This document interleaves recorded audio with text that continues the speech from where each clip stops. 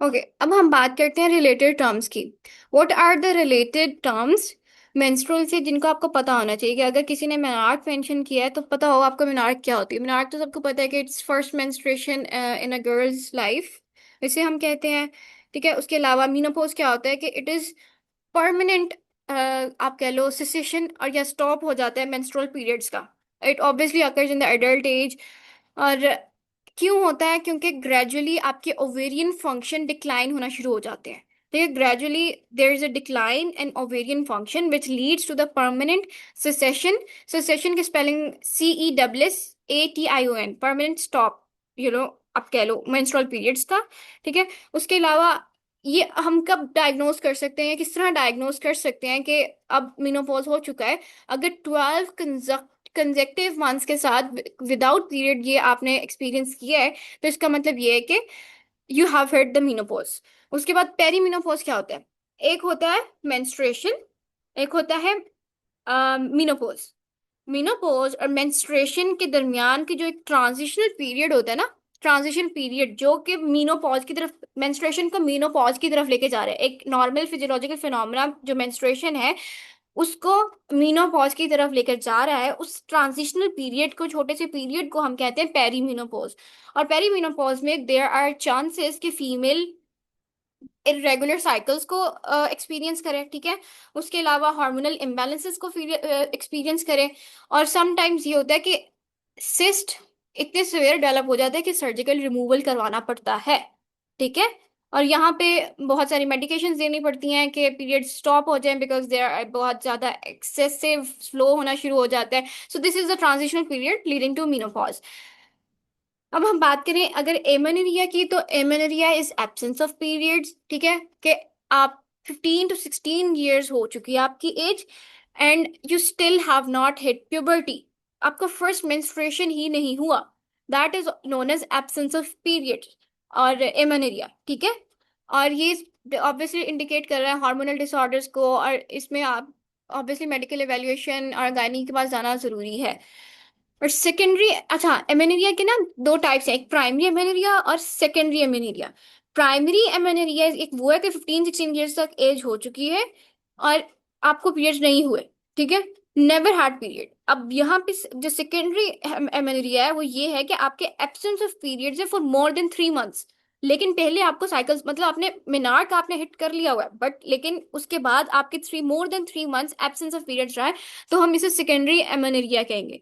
अब सेकेंडरी एमेनिया की अगर हम बात करें, क्या कॉमन कॉजेज हो सकते हैं, तो प्रेगनेंसी हो सकती है, ऑब्वियसली स्ट्रेस हो सकता है, एक्सेसिव एक्सरसाइज हो सकती है।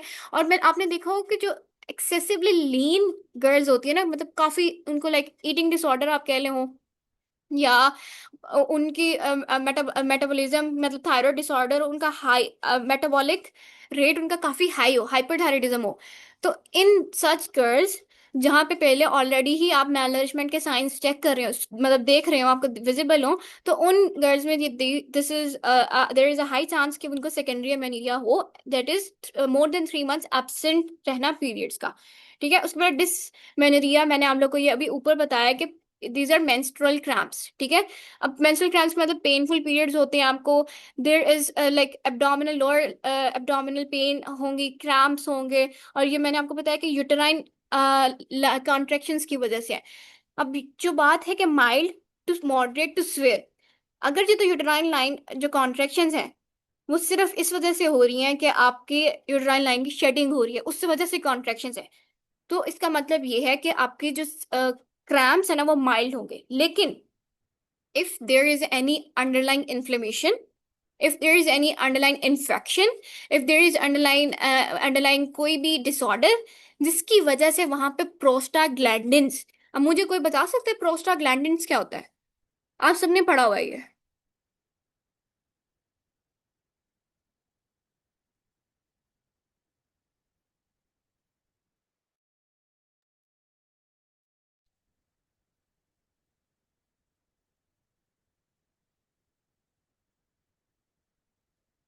Yes exactly, very good, well done. हाँ एग्जैक्टली।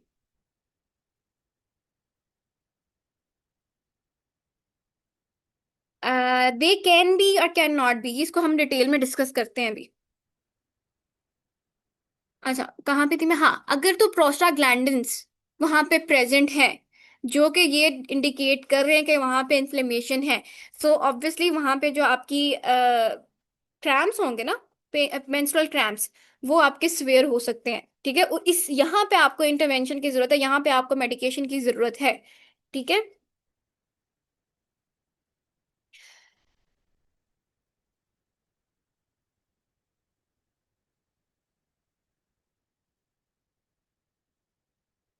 ओके, अब यहाँ पे डिसमेनोरिया के आपको मैंने पहले एमेनोरिया की दो टाइप्स पढ़ाई, ठीक है, प्राइमरी और सेकेंडरी। अब यहाँ पे जो डिसमेनोरिया है उसके भी दो टाइप्स हैं, प्राइमरी और सेकेंडरी ही। अब प्राइमरी क्या होता है कि आपकी जो मेंस्ट्रुअल क्रैम्प्स हैं, जो पेनफुल पीरियड्स मेंस्ट्रुअल क्रैम्प्स हो रहे हैं, वो विदाउट एनी अंडरलाइंग कॉज हो, अंडरलाइंग कंडीशन ना हो। लेकिन सेकेंडरी डिसमेनोरिया ये होता है कि आपकी कोई अंडरलाइंग कंडीशन है।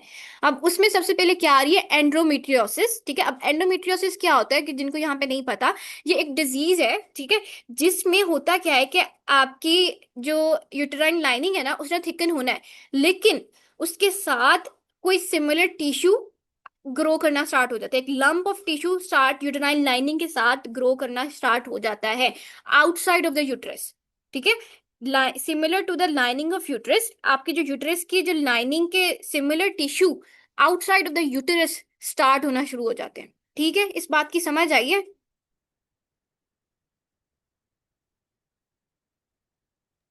रिपीट कर दें आप ही। ओके, एंडोमेट्रियोसिस में क्या होता है कि आपकी यूटेरस की जो लाइनिंग है ना, उससे सिमिलर टिश्यूज ग्रो होना स्टार्ट हो जाते हैं, डेवलप होना स्टार्ट हो जाती है। इसकी कॉज अननोन है, कोई भी हो सकती है, कोई स्ट्रेस हो सकती है, इन्वायरमेंटल फैक्टर हो सकता है, कोई अंडरलाइंग इन्फेक्शन इन्फ्लेमेशन कुछ भी हो सकता है। ठीक है, उसकी वजह से आपके जो यूटेरस लाइनिंग के सिमिलर जो टिश्यूज होते हैं वो ग्रो करना शुरू हो जाए, but out of the uterus, outside of the uterus. समझ आएगी? It is basically a disease. ठीक है, यूटेराइन लाइनिंग थिक होना एक नॉर्मल फिजियोलॉजिकल फिनोमेना है, लेकिन अगर आउटसाइड ऑफ द यूटेरस भी आपकी similar to the lining of uterus growth start हो जाए, एक टिश्यू की, एक एबनॉर्मल मैस की, तो उसे हम एंडोमेट्रियोसिस कहते हैं। अब देखो मेरी बात सुनो, यहाँ पे एंडोमेट्रियोसिस किस सबसे पहले किस चीज को स्टॉप करेगा? कि एक लंप, एक मैस बन गया, एक अनवांटेड सब चीज सी बन गई है, अब सबसे पहले ये किस चीज को डिस्टर्ब करेगा? बिल्कुल, एक लाइक सोचो अपने माइंड में ना, इसकी पिक्चर बनाओ।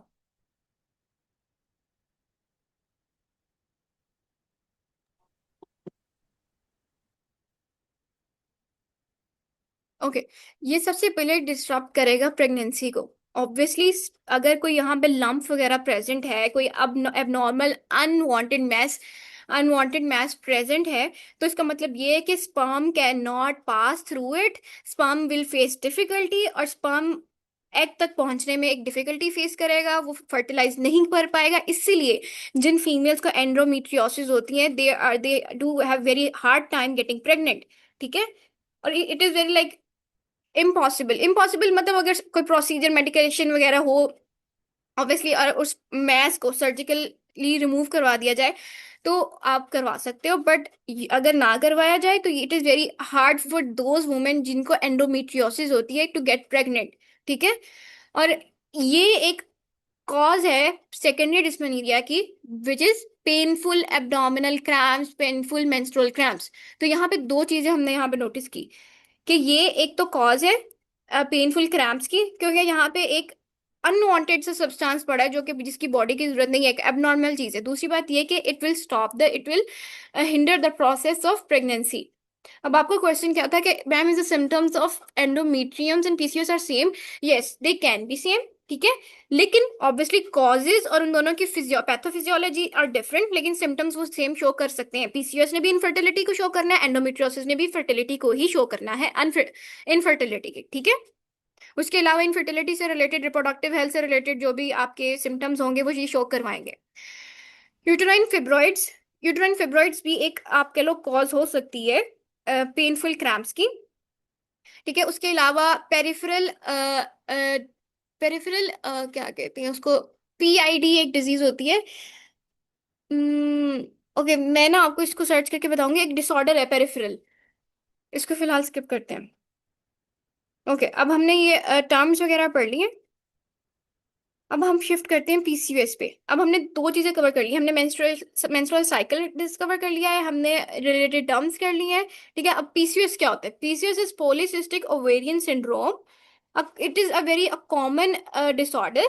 ठीक है, लेकिन एक एंडोक्राइन से, अगर हार्मोनल सिस्टम से रिलेटेड बात करें तो एक बहुत कॉम्प्लेक्स है।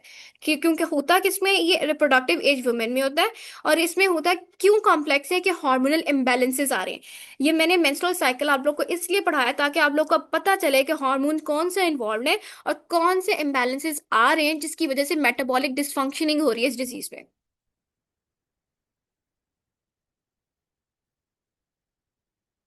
Yes, pelvic inflammatory disease. Yes. So this is also the cause secondary, जो डिस्मेनोरिया हो रहा है ना, पेंस्ट्रुअल क्रैम्प्स का। तो this is also the cause, इसमें आपके वो इन्फ्लेमेशन और प्रोस्टाग्लैंडिन्स वगैरह एक्यूमुलेट होना शुरू हो जाएंगे। गिव मी 1 मिनट, मैं ना अपने ये चार्जिंग पे लगा लूँ लैपटॉप।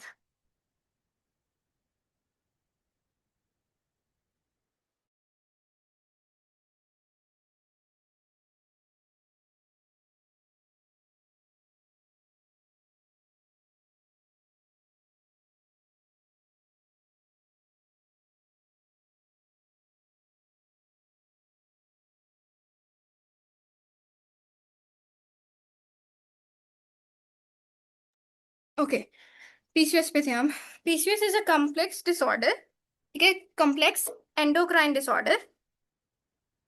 आपके हार्मोनल इम्बैलेंसेस हो रहे हैं, मेटाबॉलिक डिसफंक्शनिंग हो रही है, और ये इफेक्ट कौन से किन को कर रहा है? रिप्रोडक्टिव एज वुमेन को। रिप्रोडक्टिव एज वुमेन में ये नहीं है कि ये सिर्फ एडल्ट को ही करेगा।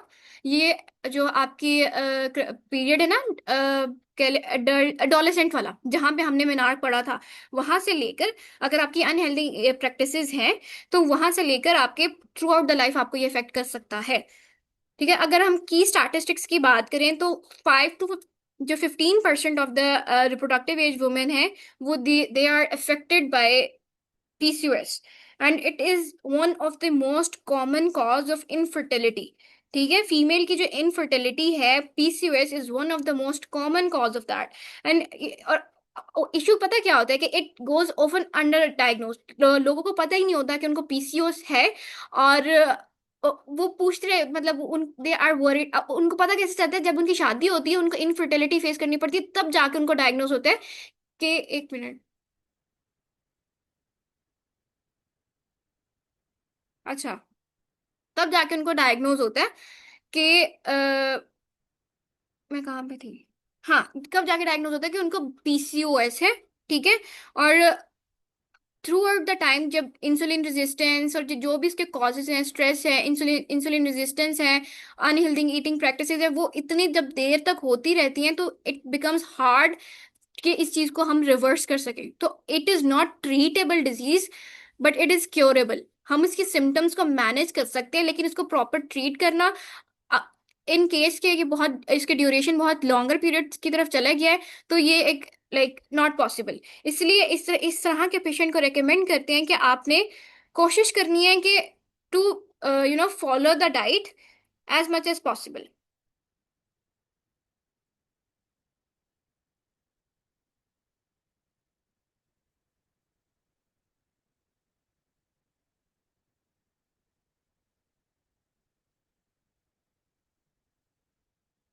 Okay, moving to the root causes.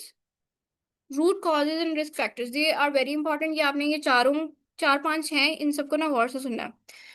सबसे पहले तो genetic factors. If there is a history in your family, एक स्ट्रॉन्ग कंपोनेंट है ये जेनेटिक फैक्टर।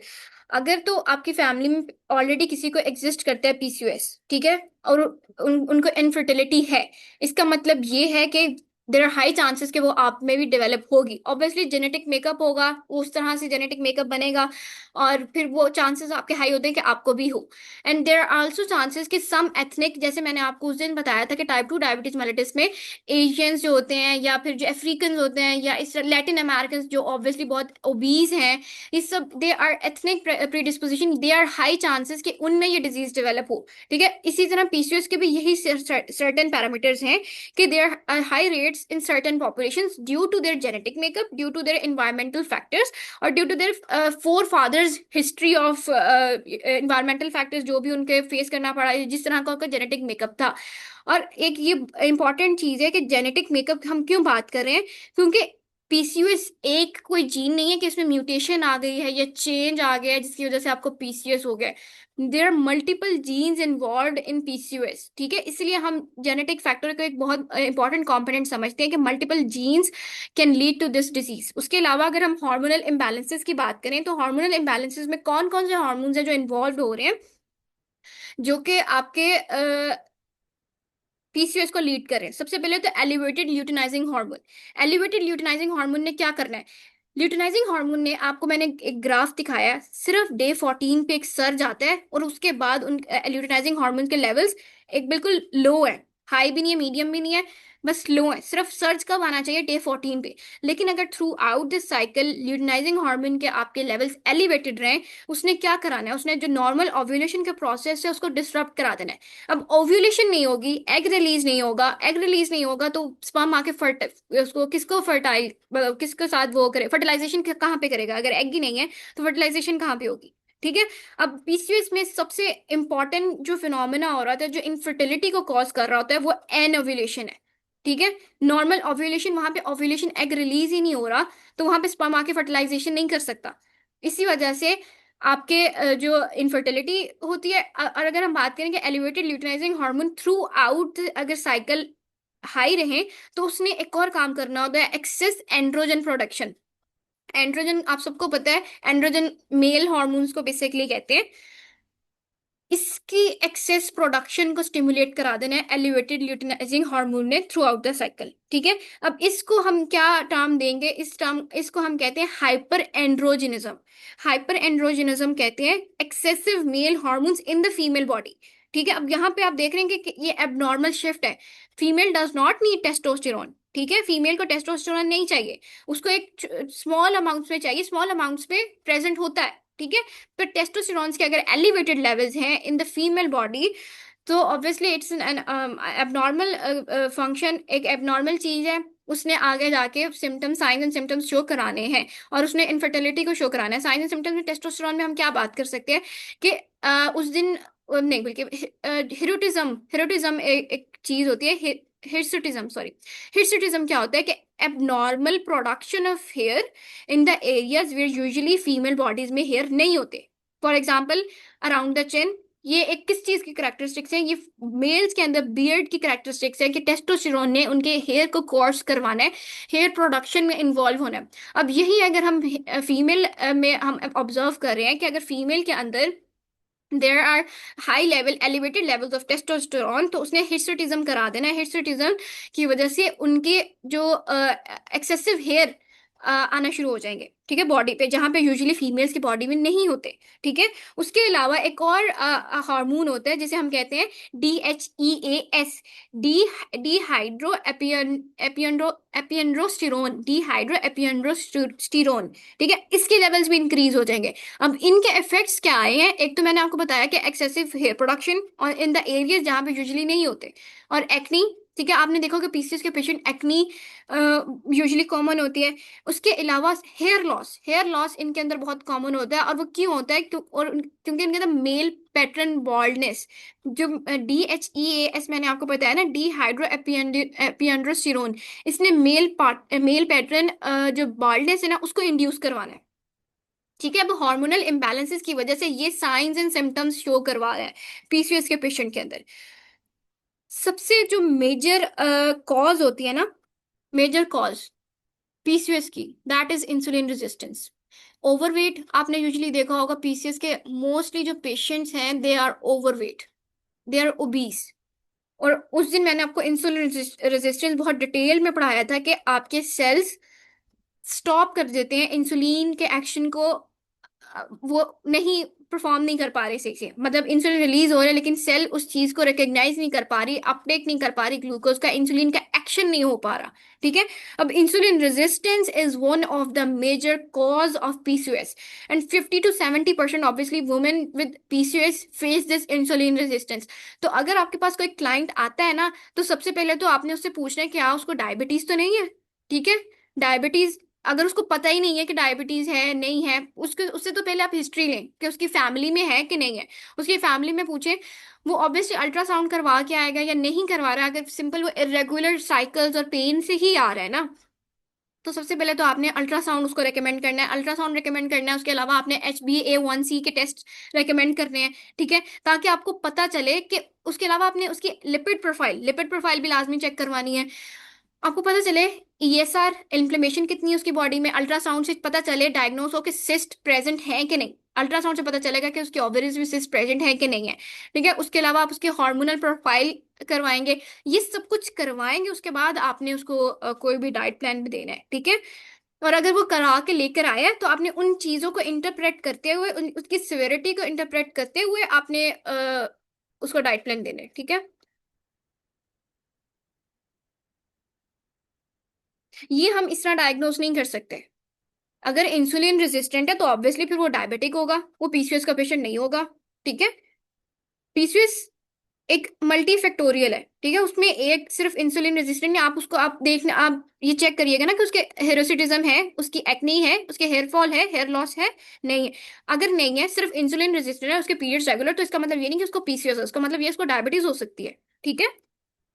तो वहां उस सूरत में आप उसका सिर्फ HbA1c टेस्ट करवाएं। ठीक है, समझ आ गई है?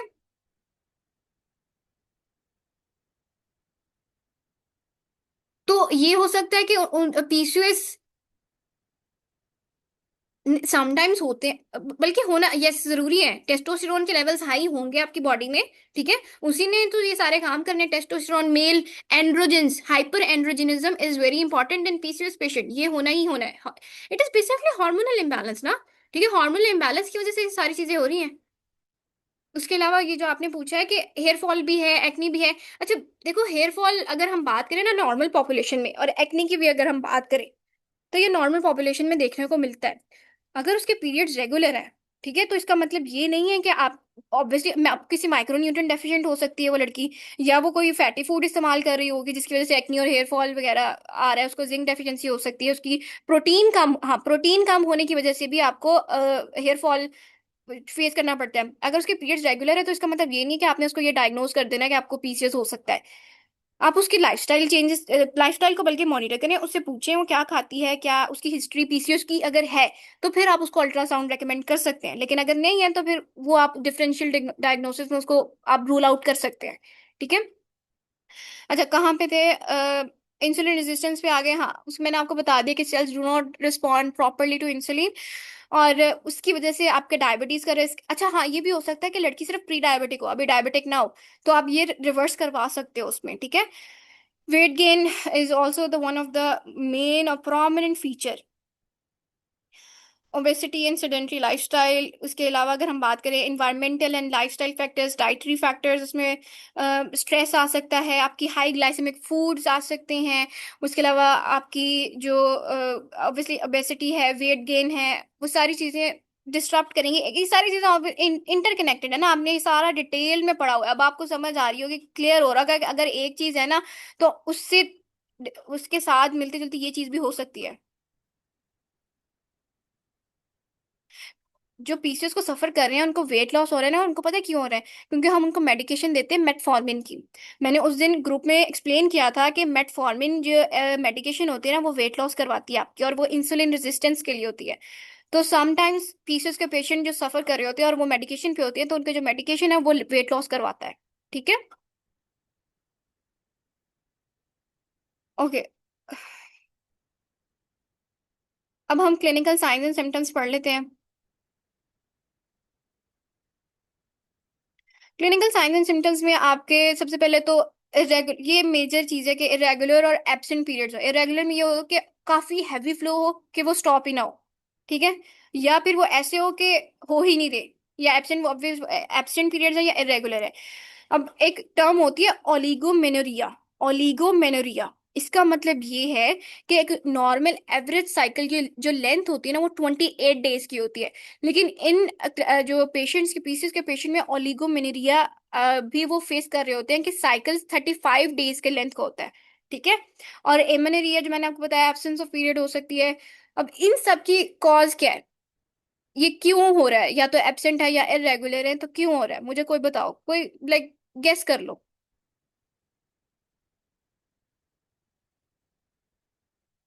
एक इनफर्टिलिटी कॉज करवा रहा है ना। इनफर्टिलिटी क्यों हो रही है, मैंने आप लोग को एक फिनोमेना बताया ना, एक जिसकी वजह से इनफर्टिलिटी हो रही है। ल्यूटिनाइजिंग हार्मोन उसका यस। Regularly yes. से वो हाँ। एवोल्यूशन का प्रोसेस डिस्टर्ब हो रहा है, बाकी प्रोसेस भी यस, अल्टीमेटली डिस्टर्ब हो गए। ओव्यूलेशन। एन ओव्यूलेशन, जो ओव्यूलेशन नहीं ना हो रही इनके अंदर, दैट इज वाई उनके इरेगुलर जो है ना पीरियड्स है, इरेगुलर मेंस्ट्रुअल साइकिल है। ठीक है। इनके अंदर वही मैंने जो आपको बताया हाइपर एंड्रोजेनिक फीचर्स बहुत कॉमन है। Hirsutism is excessive hair growth. अगर हम बात करें तो वो फेस पे, फेस मतलब ये जो नेक रीजन जहाँ पे बियर्ड वाला रीजन होता है ना, चिन पे बेसिकली वहां पे, और चेस्ट पे, बैक बैक पे बैक एक्नी, और बैक पे हेयर, और एब्डोमेन पे हेयर, ये सारी चीजें मतलब ये एक फीचर है इसके अंदर। उसके अलावा मेल पैटर्न बॉल्डनेस है। ठीक है। उसके अलावा अगर हम बात करें एक्नी एंड ऑयली स्किन की, अच्छा ये डॉक्टर्स वैसे आपको बताते हैं जब ये प्रिस्क्राइब करते हैं, बट ये खाने के आई एम नॉट श्योर, वैसे तो यूजुअली खाने के बाद लेते हैं न्यूडीपार या इस तरह की जो मेडिकेशन है, but I am not sure कि ये पहले ये अब बाहर बाद में लेते हैं आई गेस।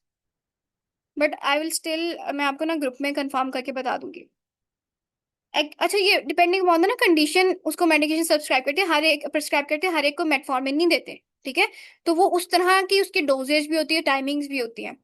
एक्नी और ऑयली स्किन की बात करें तो ऑब्वियसली अगर ईएसआर लेवल्स आपके हाई हैं, सीआरपी लेवल्स हाई हैं, तो वो इन्फ्लेमेटरी एक्नी कॉज करेगा। ठीक है, इन्फ्लेमेशन कॉज करेगा। ओबीज है तो इसका मतलब प्रोस्टाग्लैंडिन्स आपके इन्फ्लेमेटरी मार्कर्स हाई हैं। ठीक है। उसके अलावा अगर हम बात करें वेट गेन, सेंट्रल ओबेसिटी, ये सारी चीजें जो आपने पढ़ ली, thinning of hair, male pattern baldness, infertility, dark patches on skin, ये हमने उस दिन पढ़ा था ना एकैंथोसिस निग्रिकेंस, ये वही बात मैंने जो उस दिन भी आपको दिखाई थी, वो वेलवेटी पैचेस, डार्क पैचेस जो नेक पे, एल्बो पे, ये जो आपको दिख रहे होते हैं, that is also sign of insulin resistance. Clinical sign and symptoms से आप सब ने ना एक्सपर्ट हो जाना है कि कोई बंदा आया ना, आपने इसको देख के बता देना कि अच्छा आपको ये डेफिशिएंसी है, आपको ये चीज है, आपको ये चीज, मतलब एक आपने सजेस्ट कर देना है। ऑब्वियसली कंफर्मेशन बायोकेमिकल टेस्टिंग के बाद होती है, लेकिन ये clinical signs and symptoms are very important. आपने चेक करना है, आपने देखना है कि इसको ये चीजें हो रही हैं। अच्छा इसके डार्क पैचेस हैं अराउंड द नेक और अराउंड द एल्बो रीजन, तो इसका मतलब ये कि इसको इंसुलिन रेजिस्टेंस है। अपने फॉरन HbA1c टेस्ट करवाएं ताकि पता चले आपको डायबिटीज तो नहीं है, अगर डायबिटीज है तो उसकी फॉरन मॉनिटरिंग की जा सके। ठीक है। उसके बाद अगर हम कॉम्प्लिकेशंस की बात करें तो इनफर्टिलिटी कॉज करता है, type 2 diabetes due to insulin resistance, metabolic syndrome में ब्लड प्रेशर हाई कर देता है। ठीक है। Dyslipidemia, abdominal obesity, increased risk of endometrial cancer. Endometrial cancer का अगर हम एंडोमेट्रियोसिस के साथ लिंक करें ना, तो यहाँ पे आपको समझ आ रही होगी कि एक एबनॉर्मल सा लंप जो बन रहा है, एबनॉर्मल मैस बन रहा है, इस वजह से इंक्रीज रिस्क इसमें आ रहा है एंडोमेट्रियल कैंसर का।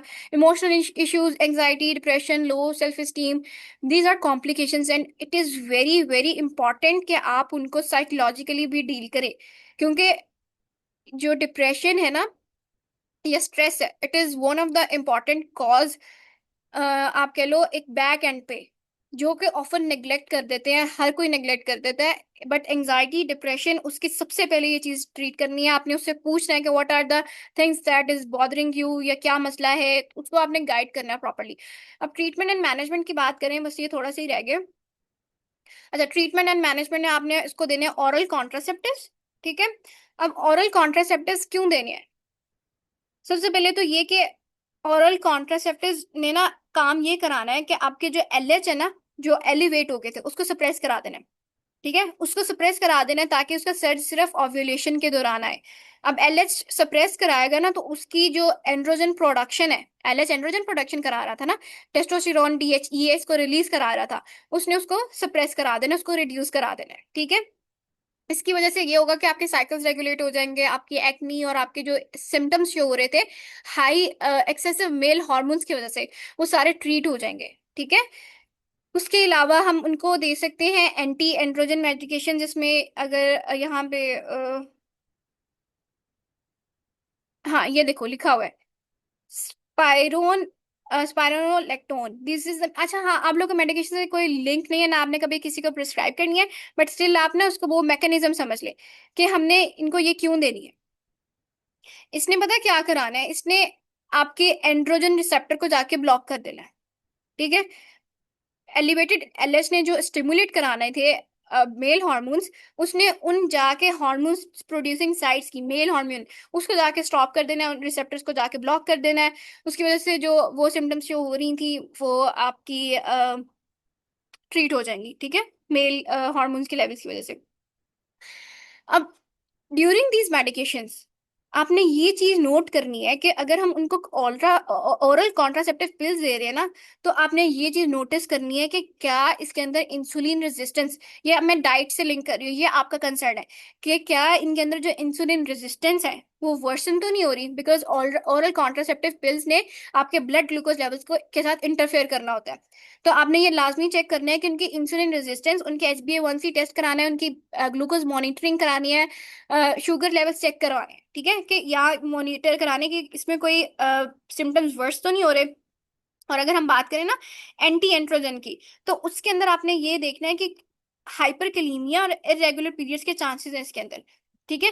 क्योंकि देयर आर चांसेस कि वो एंड्रोजन आपके बॉडी में एक सर्टेन अमाउंट में टेस्टोस्टेरोन चाहिए, देयर आर चांसेस कि अगर उसकी एब्सेंस की वजह से आपके थोड़े बहुत जो पीरियड्स वो इरेगुलर हो सकते हैं, ठीक है। और आपने ये जो चीजें ना डिपेंड, ये आपने तो नहीं देनी, लेकिन डॉक्टर ने देनी है मेडिकेशन, वो depending upon the condition of the patient ही देते हैं। लेकिन हाइपरकैलेमिया के चांस होते हैं उन पेशेंट में। हाइपरकैलेमिया क्या होता है कि हाई लेवल्स ऑफ पोटेशियम, ठीक है, high high levels of potassium in the body is known as hyperkalaemia. तो आपने पोटेशियम फूड्स को मॉनिटर करके देना है कि कितना हम वगैरह दें। मेटफॉर्मिन वगैरह दे सकते हैं, वही बात, मेटफॉर्मिन ने आपको वेट लॉस का कराना है, साइकिल रेगुलेशन कराना है, इंसुलिन रेजिस्टेंस को ट्रीट कराना है, ठीक है। उसके अलावा हम दे सकते ओव्यूलेशन इंडक्शन करवा सकते हैं, ठीक है। ओव्यूलेशन इंडक्शन किस तरह करवानी है कि हम उनको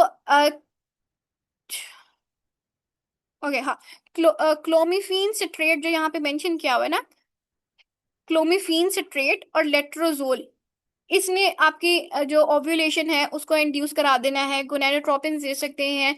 या फिर हम इस तरह के केसेस में, अगर देयर आर चांसेस के इरिवर्सिबल नहीं हो रही सिम्टम्स और स्टिल द जो लेडी है वो प्रेग्नेंट नहीं हो पा रही, तो हम आईवीएफ इंट्रोड्यूस करा देते हैं, ठीक है। आईवीएफ क्या होता है? In vitro fertilisation.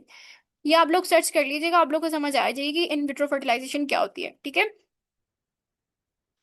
अब this is the medical treatment. अब सिर्फ लाइफस्टाइल एंड न्यूट्रिशन एमएनटीज वगैरह रह गई हैं। इसमें क्या होता है कि सबसे पहले तो आपने ये देखना है कि वेट लॉस कराना है इस पेशेंट का। वेट लॉस अगर हम करा लेंगे ना, तो इसका मतलब ये है कि उनकी ओव्यूलेशन भी स्टोर हो जाएगी। ऑब्वियसली देखो, वेट एक्सेसिव फैट है ना बॉडी में, उसने इन्फ्लेमेशन ही इंडिकेट करनी है। अगर हम उस इन्फ्लेमेशन का वो कर लेंगे ना कंट्रोल, तो उसने आपके ओव्यूलेशन के चांसेस हाई कर देने हैं, ठीक है। वो इंसुलिन सेंसिटिविटी को इम्प्रूव कर देगा, कार्डियोवास्कुलर रिस्क जो फैट है उसको कम कराओगे ऑब्वियसली, जो आपके आर्टरी में प्लेग फॉर्मेशन होनी थी उस चीज को रिड्यूस कर देगा।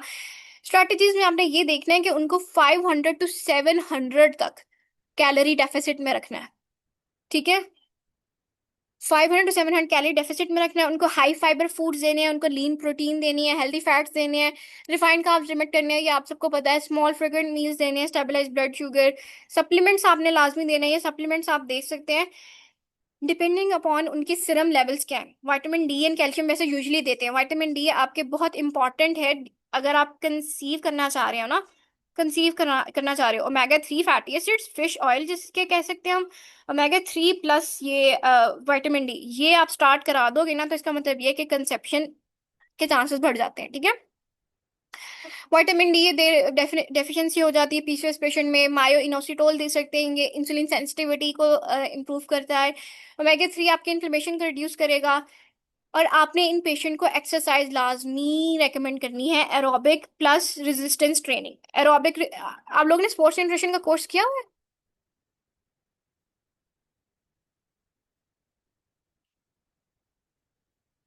स्पोर्ट्स न्यूट्रिशन का किसी ने कोर्स किया हुआ है? हाँ, तो आप लोग को पता होगा कि एरोबिक ट्रेनिंग और रेजिस्टेंस ट्रेनिंग क्या होती है। Aerobic training usually low to moderate intensity exercise होती है, उसमें आपकी वॉकिंग, साइकिलिंग, रनिंग, ये स्विमिंग वगैरह आ जाती है। और जो रेजिस्टेंस ट्रेनिंग होती है वो आपकी हाई इंटेंसिटी एक्सरसाइज होती है, उसमें वेट लिफ्टिंग आ जाती है आपके, उसमें स्क्वाट्स आ जाते हैं, प्लैंक्स आ जाते हैं, लेग डे वगैरह जो आप लोग को पता होगा ना, वो वाली एक्सरसाइज आ जाती है। तो 150 मिनट्स पर वीक आपने इनको एक्सरसाइज रिकमेंड करनी है। मैक्रोन्यूट्रिएंट डिस्ट्रीब्यूशन रेंज अगर हम इनकी करें ना, तो जो कार्बोहाइड्रेट्स है ना वो आपने उनको 45 to 50% देने हैं, और सिर्फ देने ही कॉम्प्लेक्स है। ठीक है। उसके अलावा प्रोटीन आप उनको 20 to 25% तक दे सकते हैं। और फैट्स जो आपने हेल्दी फैट्स देने हैं, हेल्दी फैट्स में कौन से, ओमेगा 3 फैटी एसिड और ओमेगा 6, और इन दोनों की रेशियो जो मैंने आपको स्टार्टिंग में बिल्कुल मेंस्ट्रुए जो बल्कि एडोलेसेंट में पढ़ाई थी, 1:3। ठीक है, ये आपने मेंटेन रखनी है इनकी। ठीक है। उसके अलावा आपने इनकी एक्सरसाइजेस करवानी है। उसके अलावा menstrual health, adulthood versus adultly. Elderly में हमने क्यों यहाँ पे किया है कि आफ्टर मीनोपॉज, मीनोपॉज में हमने क्या चीज़ देखनी होती है और एडल्टहुड में हमने क्या चीज़ देखनी होती है। अगर तो उनके साइकिल रेगुलेट है, उन वो फर्टाइल है और उनकी पीसीएस मैनेज हो रही है, ठीक है, ये चीजें हमने फोकस करनी है एडल्टहुड में। एल्डरली में पोस्ट मेनोपॉज हमने क्या चीजें देखनी है, एस्ट्रोजन डेफिशिएंसी है। ठीक है, ये सारी आपने बहुत डिटेल पढ़ा है कि डेफिशिएंसी एस्ट्रोजन की वजह से आपके ऑस्टियोपोरोसिस हो रही है। ठीक है, आपकी सीवीटी का रिस्क बढ़ सकता है, आपकी nutrition deficiency, calcium, vitamin D वगैरह हो सकते हैं। तो आपने कैल्शियम, विटामिन डी और फाइटो एस्ट्रोजन सोए के अंदर प्रेजेंट होते हैं, प्लांट्स बेस्ड। ठीक है, आपने वो देने हैं ताकि हम इनके एस्ट्रोजन डेफिशिएंसी को कंट्रोल कर सकें। और हेल्दी वेट लाइफस्टाइल क्रूशियल है, आपने इनको मॉनिटर करना है एंड मेंटेन करना है।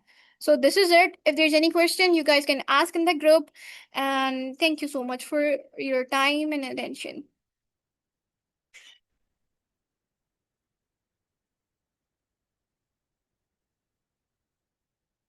अच्छा, क्वेश्चन है तो बता दे कोई।